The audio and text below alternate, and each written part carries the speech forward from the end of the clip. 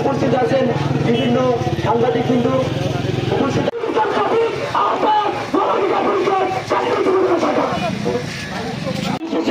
আজকের এখানে উপস্থিত রয়েছেন সকল জনতাকে একটাই